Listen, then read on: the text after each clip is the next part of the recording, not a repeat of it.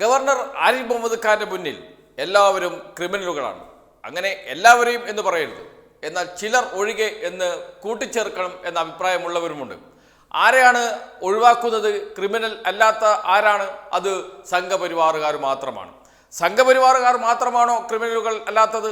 അല്ല, കോൺഗ്രസ്സുകാരുമുണ്ടോ എന്ന ചോദ്യവും ഉയരുന്നുണ്ട്. എന്നാൽ കോൺഗ്രസ്സുകാരുമുണ്ട് എന്ന് പറയേണ്ടി വരും. എന്തുകൊണ്ടാണ് ഇപ്പോഴങ്ങനെ പറയുന്നത് എന്നല്ലേ? നമ്മുടെ ഗവർണർ ഏറ്റവും ഒടുവിൽ മന്ത്രി ആർ ബിന്ദുവിനെയും ക്രിമിനൽ എന്ന് വിളിച്ചു കഴിഞ്ഞു.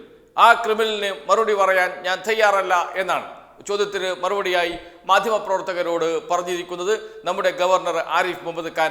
ആ വാക്കുകളൊന്ന് നമുക്ക് കേൾക്കാം. Why are you anticipating? It will come to me. I will decide then. Today the VC and the other your nominees are meeting you, right? Huh. So you will accept the names submitted by them? I do not. I am not fully aware. The only thing I am aware is that somebody claiming to be education minister tried to intrude into the meeting of the Senate illegally. This is violation of the law. Senate meeting can be chaired either by the Chancellor or by somebody authorized by the Chancellor. No other person has the right to preside over. So what I know is that somebody claiming to be education minister tried to illegally enter the Senate hall. This is something which is violation of the law, and I promise you that violation of the law will be taken cognizance of. I am not going to respond to criminals. അദ്ദേഹത്തിന്റെ നിലവാരം എവിടെയാണ് എന്ന് ആ വാക്കുകളിൽ നിന്ന് നമുക്ക് മനസ്സിലാകും. ഒരു സ്ത്രീക്കെതിരെയാണ്, ഒരു സ്ത്രീയെക്കുറിച്ചാണ് ഇങ്ങനെ പറയുന്നത് എന്നോർക്കണം.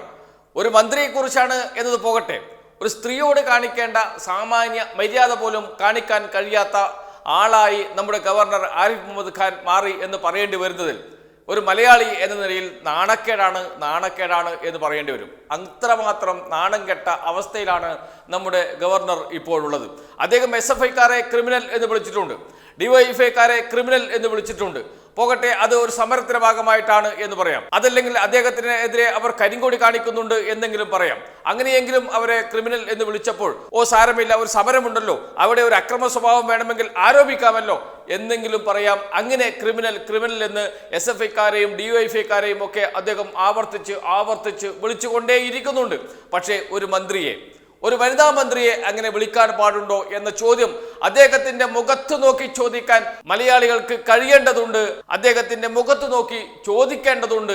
ആ കാലം വരിക തന്നെ ചെയ്യും എന്ന് ഉറപ്പിച്ച് പറയാം. എന്നാൽ ഇതേക്കുറിച്ച് മന്ത്രി ആർ ബിന്ദുവിനോട് ചോദിച്ചു മാധ്യമപ്രവർത്തകർ. ആർ ബിന്ദുവിന്റെ പ്രതികരണം നോക്കൂ. ഞാൻ അത്രമാത്രം തരം താഴുന്നില്ല എന്നാണ്. അതാണ് ഒരു സ്ഥാനത്തിരിക്കുന്ന, ഒരു ഉത്തരവാദിത്തപ്പെട്ട സ്ഥാനത്തിരിക്കുന്ന ഒരാളുടെ പക്വമായ പ്രതികരണം. ഗവർണർ ഉറഞ്ഞു തുള്ളുകയാണ്, ഓടി നടക്കുകയാണ്. അദ്ദേഹത്തിന് എന്താണ് ചെയ്യേണ്ടത് എന്ന് പോലും മനസ്സിലാകുന്നില്ല. എന്താണ് അദ്ദേഹം ചെയ്യുന്നത് എന്ന് അദ്ദേഹത്തിന് തീരെ മനസ്സിലാകാത്ത അവസ്ഥയുണ്ട്. അതുകൊണ്ട് തന്നെയാണ് ഒരു വനിതാ മന്ത്രിയെ ക്രിമിനൽ എന്നൊക്കെ അദ്ദേഹം വിളിക്കുന്നത്. എന്നാൽ മന്ത്രി കൊടുത്ത മറുപടിയാണ് ക്ലാസിക് മറുപടി. ആ മറുപടി നമുക്കൊന്ന് കേൾക്കാം. അദ്ദേഹം അങ്ങനെ പറഞ്ഞോ എന്നുള്ളത് ഞാൻ കേട്ടിട്ടില്ല. നിങ്ങൾ പറയുന്നതാണ് ഇപ്പോൾ കേൾക്കുന്നത്.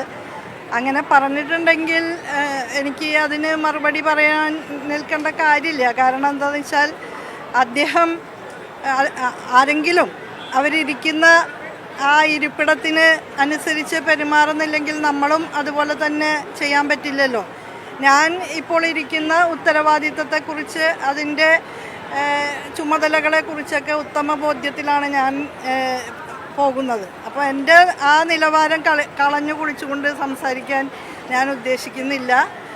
അദ്ദേഹം നേരത്തെ ബഹുമാനപ്പെട്ട മുഖ്യമന്ത്രിയെ ക്രിമിനൽ എന്ന് വിളിച്ചു. കണ്ണൂരിലെ മുഴുവൻ ജനങ്ങളും ക്രിമിനലുകളാണെന്ന് പറഞ്ഞു. കേരളക്കരക്കാരെ മുഴുവൻ ക്രിമിനലായി ചിത്രീകരിക്കുന്ന രീതിയിലാണ് കാഴ്ച എന്നുള്ളത് മനസ്സിലാകുന്നുണ്ടല്ലോ. നേരത്തെ തന്നെ നമുക്ക് മനസ്സിലായിട്ടുണ്ട്. ഒരു കാര്യം തർക്കമില്ലാത്ത കാര്യമാണ്, കേരളത്തിൻ്റെ ഉന്നത വിദ്യാഭ്യാസ മേഖല നല്ല ഗുണമേന്മയുള്ളതാണ്. അപ്പോൾ നമ്മുടെ ഉന്നത വിദ്യാഭ്യാസ മേഖല നേരത്തെ തന്നെ നല്ല ശക്തമാണ് എന്നുള്ള അഭിപ്രായം തന്നെയാണ് എനിക്കുള്ളത്. അതിനെ കൂടുതൽ ശാക്തീകരിക്കുന്നതിനുള്ള പ്രവർത്തനങ്ങളിലൂടെയാണ് സർക്കാർ കടന്നു പോകുന്നത്.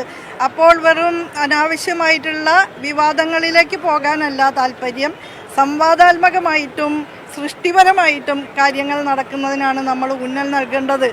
ഇതിനപ്പുറമൊന്നും പറയേണ്ടതില്ല മന്ത്രി ആർ ബിന്ദു. ആ വാക്കുകളിൽ എല്ലാം ഉണ്ട്, എല്ലാം അടങ്ങിയിട്ടുണ്ട്. അത് തന്നെയാണ് അവർ പറയേണ്ടതും. കഴിഞ്ഞ ദിവസം തന്നെ മന്ത്രി ആർ ബിന്ദു അവരുടെ നിലപാട് വ്യക്തമാക്കിയിരുന്നു. മന്ത്രി സെനറ്റ് യോഗത്തിൽ പങ്കെടുത്തത് നിയമവിരുദ്ധമാണ് എന്നാണല്ലോ ഗവർണർ പറഞ്ഞുകൊണ്ടിരിക്കുന്നത്. അങ്ങനെ നിയമവിരുദ്ധമാണെങ്കിൽ ഗവർണർക്ക് കോടതിയിൽ പോകാമല്ലോ, ഹൈക്കോടതിയിൽ പോകാമല്ലോ, അതല്ലെങ്കിൽ അത് മുകളിലുള്ള കോടതിയിൽ പോകാമല്ലോ. അങ്ങനെ തന്നെ പറഞ്ഞിരിക്കുന്നു നേരത്തെ ആർ ബിന്ദു. അദ്ദേഹത്തിന് വേണമെങ്കിൽ കോടതിയിൽ പോകാം. ഞാൻ ചെയ്തത് തെറ്റാണ് എങ്കിൽ, നിയമവിരുദ്ധമാണ് എങ്കിൽ അദ്ദേഹത്തിന് കോടതിയിൽ പോകാം. കോടതിയിൽ പോകുമെന്നാണ് നിയമത്തിന്റെ വഴിക്ക് പോകും എന്നാണ് ഗവർണർ ആരിഫ് മുഹമ്മദ് ഖാൻ പറഞ്ഞിരിക്കുന്നത്. ഏതായാലും അതിനുവേണ്ടി നമുക്ക് കാത്തിരിക്കാം.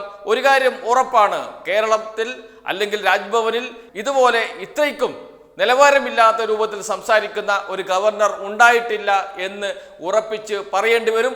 ഒരാൾ സംഘപരിവാരകാരനായാൽ എത്രമാത്രം അധപ്പതിക്കാൻ കഴിയുമെന്നതിൻ്റെ ഉദാഹരണമായി നമ്മുടെ ഗവർണർ മാറുകയാണോ എന്ന ചോദ്യമാണ് ഉയരുന്നത്. ഏതായാലും സംഘിയായി കഴിഞ്ഞാൽ അദ്ദേഹത്തിൻ്റെ ബോധം പോകും, അദ്ദേഹത്തിൻ്റെ വിവരം പോകും എന്നൊക്കെ പറയാറുണ്ട്. എന്നാൽ ഇതാ നമ്മുടെ മുന്നിൽ ഒരു ഉദാഹരണമായി ഇപ്പോൾ ഗവർണർ ആരിഫ് മുഹമ്മദ് ഖാൻ നിൽക്കുന്നു. സംഘിയായാൽ എങ്ങനെയിരിക്കും എന്നതിൻ്റെ ഉത്തമ ഉദാഹരണമാണ് ആരിഫ് മുഹമ്മദ് ഖാൻ എന്ന് പറയേണ്ടി വരുന്നതിൽ വളരെയധികം ഖേദമുണ്ട്.